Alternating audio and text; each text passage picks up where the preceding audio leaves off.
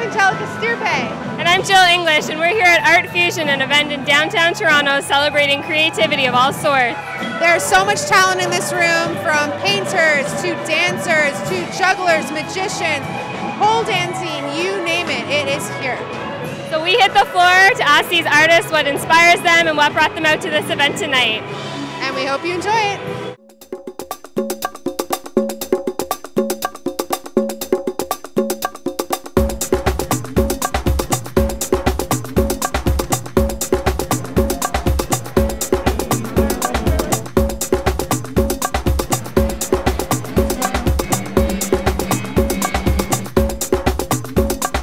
How are you tonight? I'm very good. How are you? Good, thank you. So can you explain what you're doing here tonight at ArtFusion? Well, me and a friend of mine, we're just doing magic. That's our art. I do that for quite a bit now. It's actually been a long time. And it's a beautiful art form. And we just want to have fun today and entertain some people. What got you interested in magic?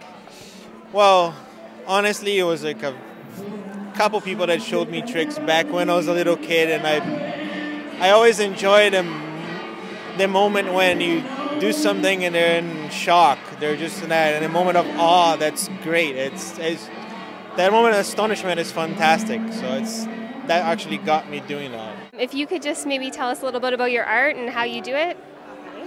I'm mainly a textile artist. I have a great love for African textiles, beads, crystals, that kind of thing.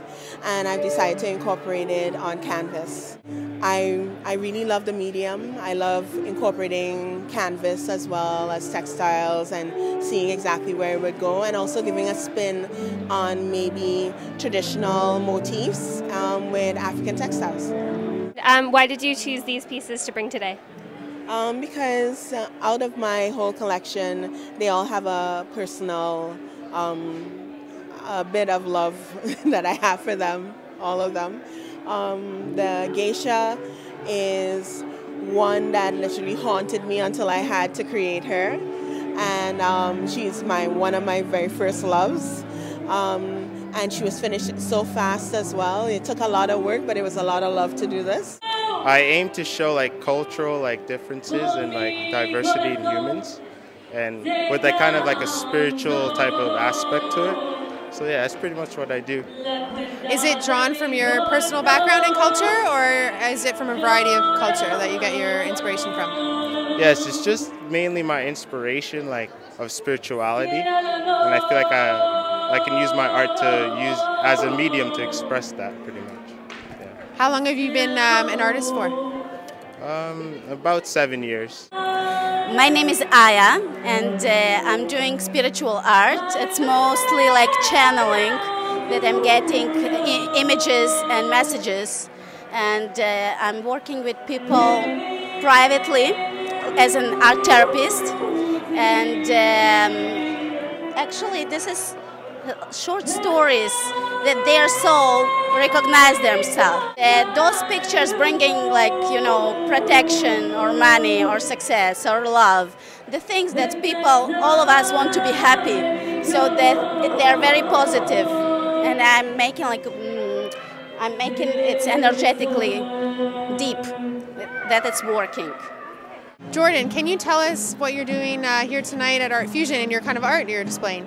I'm doing contact juggling, which is a form of prop manipulation tonight. It's just like manipulating a ball to make it look like it's floating in the air and then balancing it. Now, how did you get into that? Did you see it somewhere, or? Yeah, when I was out in BC, a friend of mine was doing it in a park, totally blew my mind. So I thought I'd decide to learn, and I've been doing it now for 2 years since then. Yeah, started off with a rubber ball and worked my way up to acrylic. That's awesome. So is it more of a hobby for you, or? It's like a passion. I don't know. It's opened a lot of doors for me, in the performance art world. I never really thought I'd be inclined to doing this kind of stuff, and yeah, it's good. It's like a passion more than a hobby.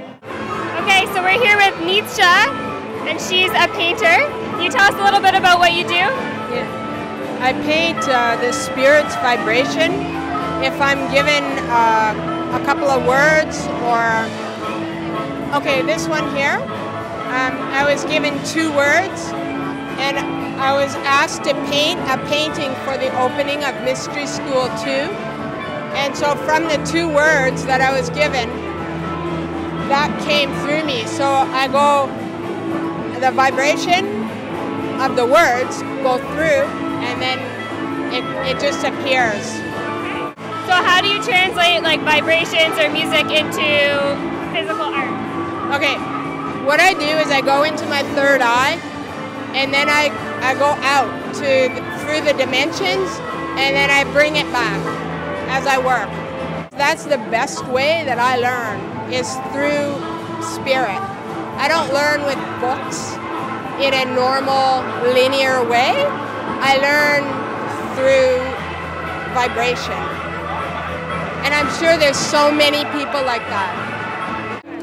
I'm here with Jamie, and she's going to tell us a little bit about her art. Hi, Jamie. How are you? Hi. Good. How are you doing? Good, thank you. So what did you bring tonight with you to ArtFusion? What kind of art?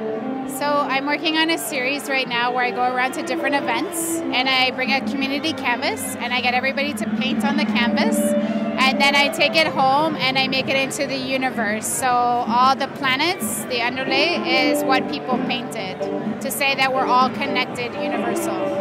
What do you think about an event like this, collaborative kind of evening? I think it's really amazing, and it's a great concept. Lots of artists and different kinds of genres of artists get to come and express themselves. I think it's beautiful. Yeah, I think there should be more, more things like this. This is a dance from Bali, Indonesia. We call it Baris dance. It's a warrior dance, and it's a single dance. And then I mix with music. So at the end, I will play the mouth harp. This is from bamboo. This is from West Java. Traditional stuff. Bring it into Canada. We saw you. All the drummers kind of came together. Was that just a complete like jam session, improv kind of thing? Oh yeah, drum circles. I've been to quite a few here and there, and here's no exception. It was just as wonderful as anywhere else. The face paint. What's the face paint? Like, how does that tie into what you're doing here tonight? Well, on Facebook, there's a page, a tribe of lunatics, and I'm part of the Lunaticus tribe. And we howl at the moon, and we pray to the goddess in the moon. We're out there on the full moon, on the new moon, and we do our drumming circles and whatnot. And along with having so much influence with the moon, we howl. We howl like wolves. And if there was anything to say about my face makeup, it might represent something along a wolf tonight.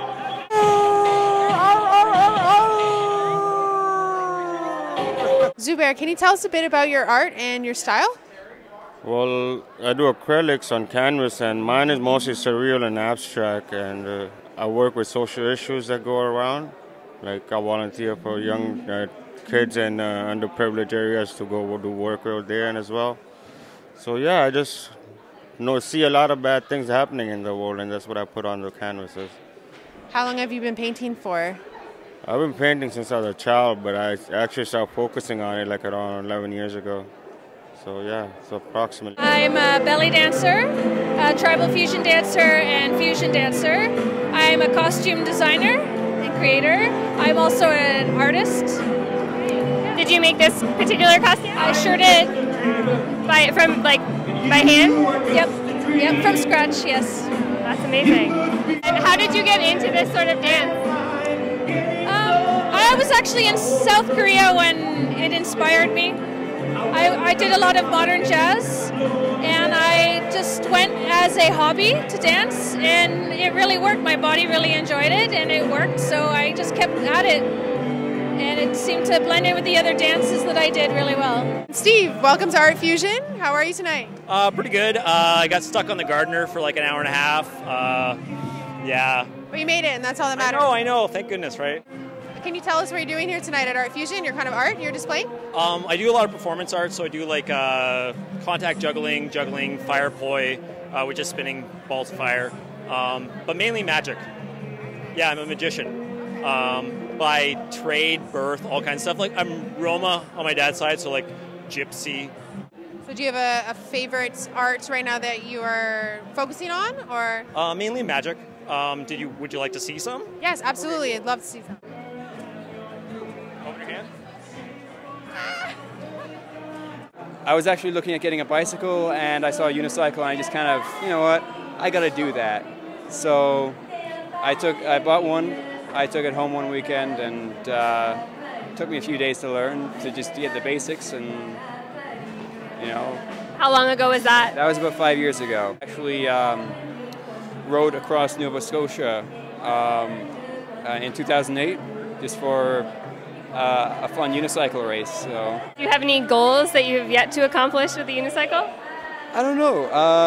I guess just to keep riding and keep improving and just meet. Like I like unicycling to meet people too. It kind of helps with that. Just because, well, everyone likes to, as you're doing, like figure out what a unicyclist is up to, I guess. It's my second night in Toronto, and we were just traveling Mexico with this guy who knows Steve. So Steve kind of invited me through this guy, but I haven't met Steve yet. So I'm trying to meet Steve. And I am a face painter. I'm an artist from Victoria. So it's like, hey, this is a perfect thing for me to start my time here in Toronto. Yeah. Great. So what are you painting on his face today?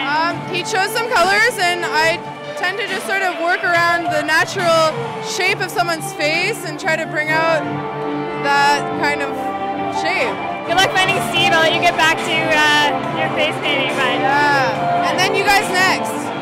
Yeah. Definitely. Thank you.